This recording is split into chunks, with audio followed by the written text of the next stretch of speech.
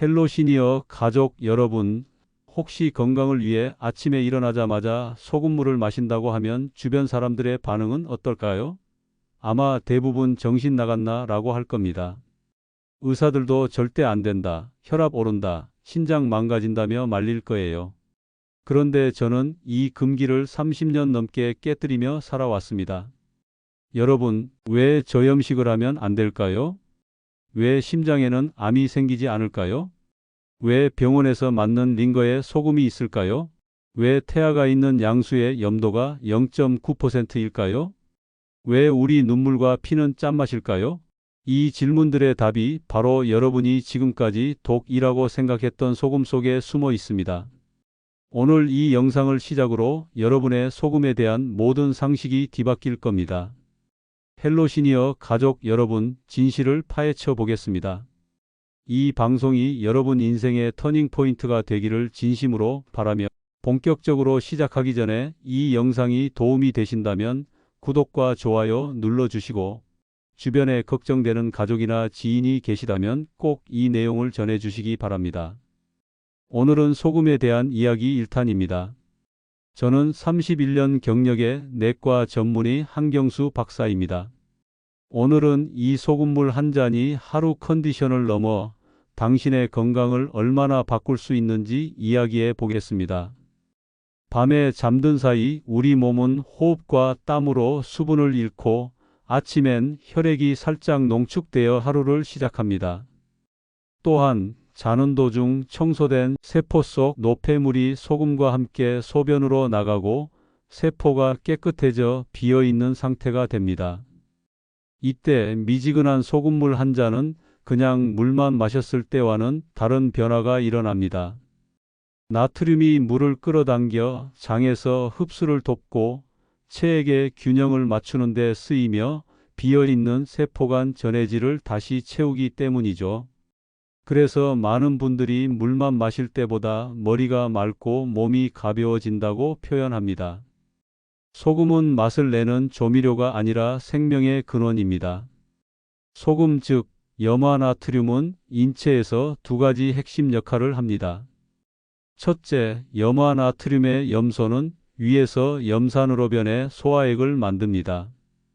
둘째, 염화나트륨의 나트륨은 심장과 뇌신경이 심장박동과 신호를 내보낼 때 필요한 정기적 흐름을 만듭니다. 위에서 소화액이 부족하면 소화를 못 시키는 것은 물론이고 기력이 없습니다. 또한 소화액은 단순히 소화만을 위함이 아니라 위로 들어온 각종 세균과 바이러스를 사멸시키는 중요한 역할을 합니다. 특히 침 속에 있는 유해균과 잇몸 질환으로 생기는 세균이 소화액의 강한 염산에 의해 사멸되지 않으면 위장을 통과해 혈액을 따라다니다가 치매, 암, 당뇨 등 각종 심각한 병을 일으킵니다. 이에 대한 자세한 내용은 오른쪽 위의 영상을 참고하세요. 고정 댓글에도 올려놓겠습니다. 또한 소금에 나트륨이 있어야 심장이 규칙적으로 박동하고 신경이 자극을 전달하며 근육을 움직입니다. 그래서 심장을 염통이라고 부르는데 염통의 염자가 소금염자이니 심장에서 소금이 얼마나 중요한 일을 하는지 아시겠죠? 여기서 흥미로운 사실 하나 말씀드리겠습니다. 다른 장기보다 염분이 많은 심장에는 암이 잘 걸리지 않는다는 점입니다. 왜 그런지 한번 생각해 보신 적 있나요? 짠 기운에는 각종 세균은 물론 암조차 힘을 못 쓰기 때문입니다. 짜서 나쁘다로만 기억하기엔 소금의 역할이 너무 큽니다. 소금은 설탕이 받았어야 할 억울한 누명을 그동안 써왔습니다. 저염식은 혈액량이 줄고 손발이 차고 어지럼증이 잦아지고 무기력과 함께 온갖 병의 원인이 됩니다. 실제로 이런 사례가 있습니다. 72세 김영호 씨는 고혈압이 걱정돼 저염식을 하셨습니다. 몇 달 뒤 투통과 피로, 잦은 어지럼증으로 병원을 찾았고 과도한 저염으로 인한 체액 불균형 가능성을 안내받았죠. 그래서 아침과 취침 전에 미지근한 물 200ml에 소금 두어 꼬집을 녹여 천천히 마시자 증상이 호전되었습니다. 또한 68세 오선희 씨는 아침 운동 전 연한 소금물을 소량 마신 뒤 운동 후에는 소금물과 과일로 칼륨을 보태는 방식으로 다리 쥐와 두근거림이 줄었다고 합니다. 그런데 나트륨은 심장 박동만의 문제가 아니라 뇌와 신경과 근육에도 깊이 관여합니다. 특히 우리 뇌의 중요한 신경세포들은 전기신호 즉 활동전이로 대화를 나눕니다. 활동전이라는 것은 신경세포나 근육세포 등 전기적 신호 전달의 핵심 기전입니다. 이 전기신호의 핵심 연료가 바로 나트륨과 칼륨입니다. 세포 밖에는 나트륨, 세포 안에는 칼륨이 각자 자리를 지키며 문을 여닫듯 이동할 때 스파크가 튑니다. 그 스파크가 생각하기, 기억하기, 공부하기, 움직이기로 이어집니다. 그래서 뇌와 신경과 근육에도 소금이 필요합니다. 신호를 보내는 힘은 나트륨과 칼륨에서 나오고 그 신호를 유지하는 에너지는 포도당에서 나옵니다. 소금물이 전기를 일으킨다니 의아하시죠? 이것은 간단한 실험으로도 알 수 있습니다. 아연이나 구리를 두 전극으로 사용해 소금물에 담그면 소금물이 전해질 역할을 해서 두 금속 사이에서 전자가 이동하면서 전류가 흐릅니다. 이 원리를 산업적으로 이용해서 바닷물 전지를 이용한 대규모 발전 기술이 최근 크게 주목받고 있습니다. 우리가 본능적으로 단짠을 찾는 건 단순한 입맛의 장난이 아니라 내가 신호를 안정적으로 보내고 싶다는 생물학적 메시지입니다. 그러니 저염식은 여러 문제를 일으키겠죠. 저염식을 하게 되면 위장장애, 무기력은 물론 집중력 저하, 두통, 어지러움 같은 신호가 나타납니다. 뇌로 가는 전기 배터리가 모자라면 신호가 둔해지니까요. 물론 극단적 저나트륨 혈증은 응급 상황이니 증상이 심하면 반드시 진료를 받아야 합니다. 여기서 물과 땀의 균형 팁을 알려드립니다.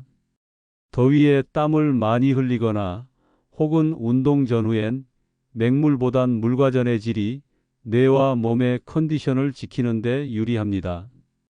그냥 물만 마시는 것이 왜 위험한지 사례를 들어드리겠습니다. 아일랜드 빈센트 대학병원에서 2020년 59세 남성이 의료진의 권유로 짧은 시간에 물을 과다 섭취한 뒤 물 중독, 저나트륨 혈증, 뇌부종, 발작, 심정지로 사망했고 유족이 제기한 소송은 2025년 아일랜드 고등법원에서 병원 측의 과실 인정으로 종결되었습니다. 만약 한국이었다면 가능한 판결일지 의문이 드는 사례입니다. 그럼 이제 어떤 소금을 먹느냐도 알아봐야겠죠.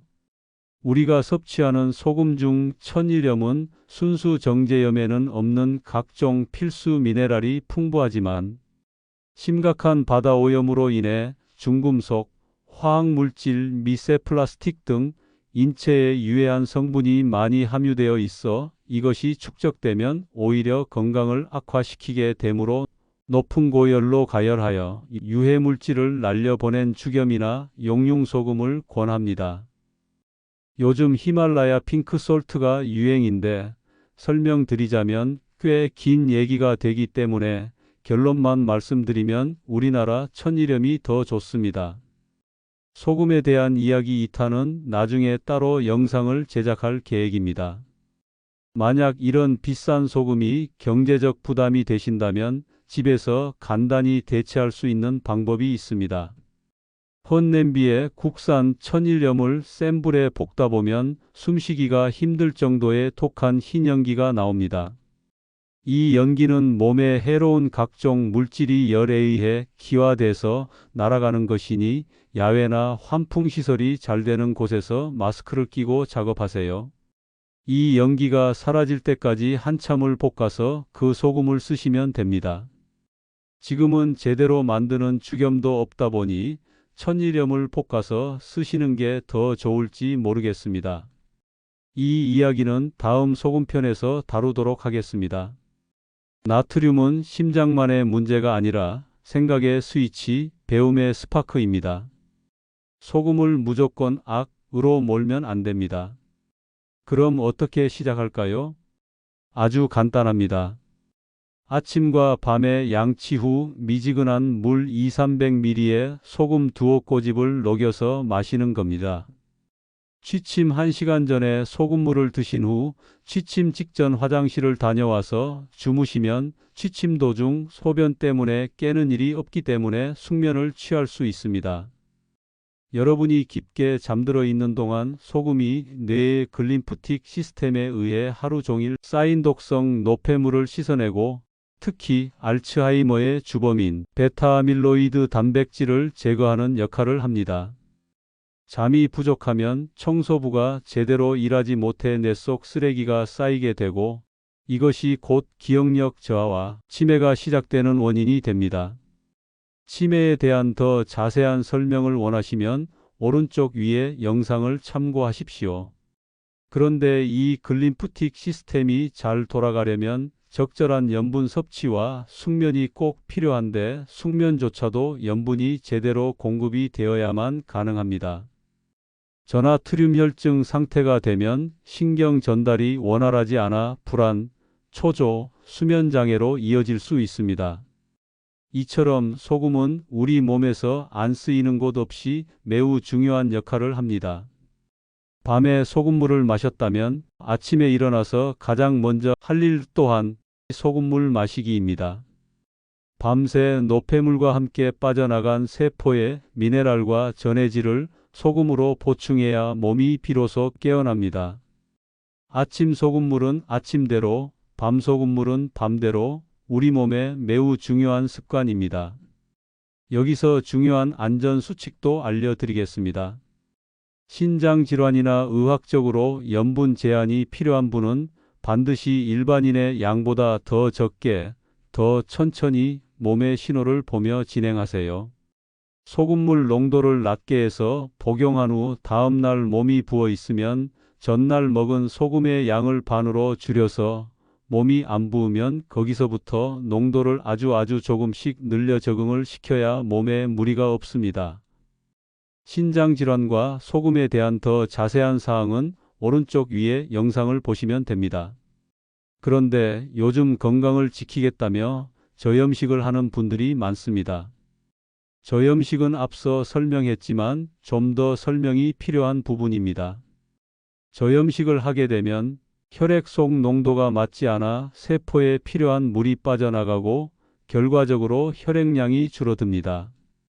그러면 꼭 필요한 장기로만 피가 공급되고 덜 중요한 곳은 차갑게 식어버립니다. 게다가 머리로 가는 혈류가 줄어 두통이 생기고 손발이 시리고 피부는 바싹 말라 각질이 일어나기 시작합니다. 또한 소금이 모자라면 혈액이 묽어져 세포가 제 기능을 못하고 신경신호가 전달되지 않으며 결국은 생명 유지 자체가 어려워집니다. 추위를 유난히 많이 타던 67세 강석호 씨는 죽염을 한 달에 500g 먹기 도전을 했었는데 잦은 기침과 감기를 달고 살았던 그가 한겨울에도 추위를 전혀 타지 않았던 흥미로운 사례도 있습니다. 한 달에 500g 복용은 WHO의 하루 나트륨 권장량을 훨씬 뛰어넘는 수치로 매우 위험한 행동처럼 보이지만 강석호 씨는 몸이 더 좋아진 것을 몸으로 느끼기에 20년이 지난 지금도 한 달에 250g 이상을 꾸준히 복용하고 있습니다. 72세 김영호 씨는 고혈압 진단을 받은 후 짜게 먹으면 안 된다는 말만 듣고 된장국이며 김치며 모두 끊어버렸습니다. 소금뿐 아니라 고기도 안 먹고 채소만 드셨지요. 처음엔 혈압이 조금 내려가는 듯 했지만 2달이 지나자 머리가 지끈거리고 아랫배가 늘 차갑고 발뒤꿈치가 갈라져 걸을 때마다 통증이 심해졌습니다. 결국 김영호 씨는 아침과 밤마다 미지근한 소금물을 한 잔씩 마시고 식사도 균형 있게 하자 두통이 사라지고 피부도 한결 촉촉해졌습니다. 김영호 씨는 지나친 저염식이 오히려 몸을 망치고 있었다며 안도했다고 합니다. 헬로 시니어 가족 여러분, 소금이 왜 그토록 중요한지, 또 왜 적당한 소금이 반드시 필요한지 조금 더 깊이 들어가 보겠습니다. 우리 몸의 혈액은 염도가 약 0.9%로 유지됩니다. 놀랍게도 태아가 자라는 양수 역시 염도가 0.9%입니다.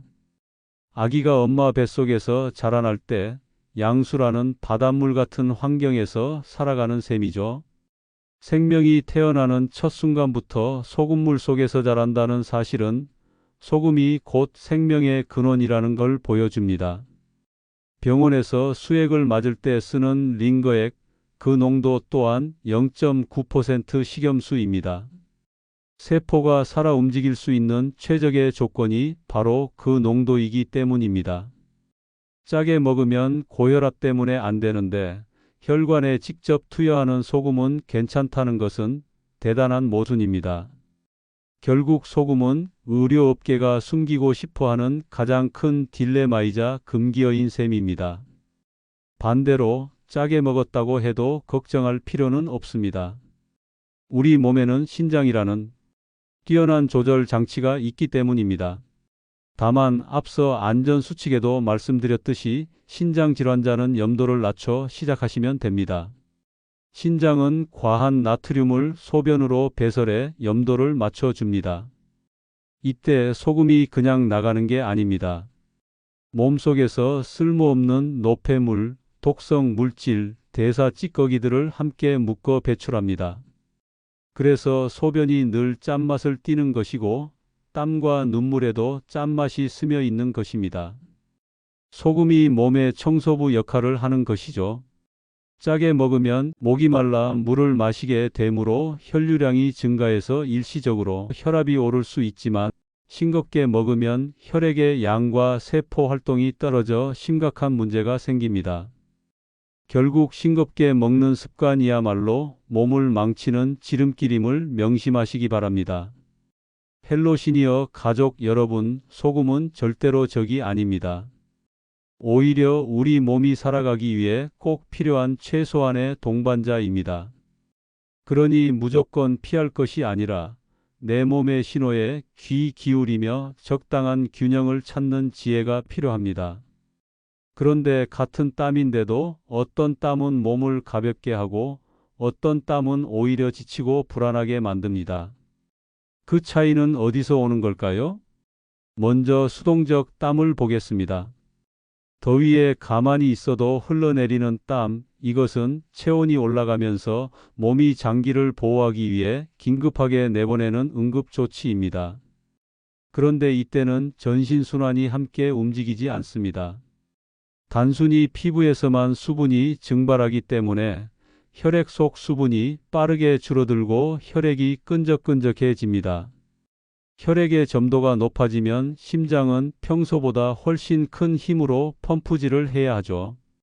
처음엔 심박수가 올라가고 시간이 지나면 불안, 초조, 두근거림 같은 증상이 나타납니다. 반대로 능동적 땀은 다릅니다. 운동으로 흘리는 땀은 전신의 혈류가 활발히 돌면서 체온을 분산시킵니다. 손끝, 발끝까지 혈액이 흐르기 때문에 체온 조절이 효율적으로 이루어지고 심장은 더 규칙적이고 안정적으로 박동합니다. 그래서 운동을 하고 난 뒤에는 오히려 머리가 맑아지고 몸이 가벼워지는 느낌이 드는 것이죠. 이 차이를 잘 이해해야 합니다.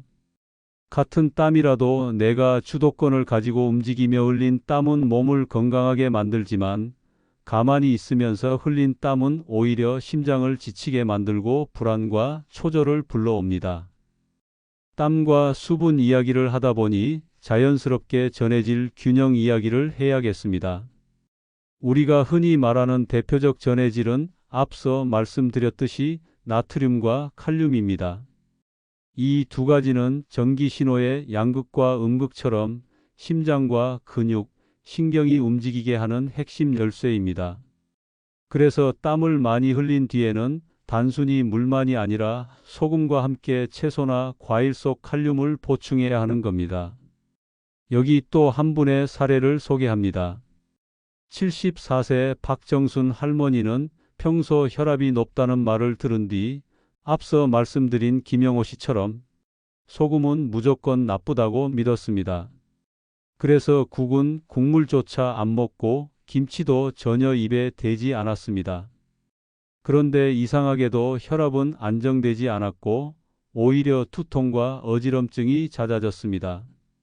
병원에서 다시 검사를 하니 놀라운 이야기를 들었습니다. 혈압을 올린 원인은 소금이 아니라 오히려 지나친 저염식으로 인한 체액 불균형이라는 진단이었죠. 소금을 거의 먹지 않아 혈액량이 줄고 몸이 이를 보상하기 위해 혈관을 수축시키면서 혈압이 올라갔던 것입니다. 의사의 권유대로 소량 의소금물을 매일 섭취하고 채소와 단백질을 균형 있게 먹자 혈압은 안정되고 두통도 사라졌습니다. 박정수님은 소금이 고혈압의 주범이라는 말은 거짓이라는 사실을 뼈저리게 느꼈습니다. 헬로 시니어 가족 여러분, 소금은 죄인이 아닙니다. 오히려 생명 활동의 가장 기본을 담당하는 필수 동반자입니다.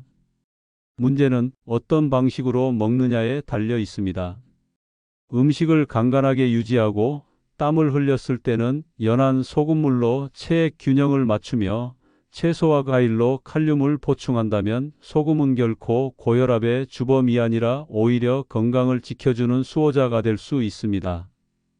오늘 이야기가 유익하셨다면 지금 바로 구독과 좋아요 눌러주시고 소중한 분들께도 꼭 공유해 주세요. 작은 실천이 생명을 지킬 수 있습니다. 오늘 우리는 소금에 대해 깊이 이야기 나눠 보았습니다. 소금은 단순히 음식의 간을 맞추는 조미료가 아니라 우리 몸속에서 생명이 유지되도록 돕는 기본 물질이었습니다. 체액의 염도를 0.9%로 지켜주는 힘, 뇌와 심장을 뛰게 하는 전기 신호의 원천, 노폐물을 배출하는 청소부 역할까지. 그야말로 소금은 우리 몸에 보이지 않는 수호자입니다. 저는 다음 시간에도 여러분의 삶에 힘이 되는 건강 이야기를 가지고 다시 찾아뵙겠습니다. 지금까지 헬로 시니어였습니다. 감사합니다.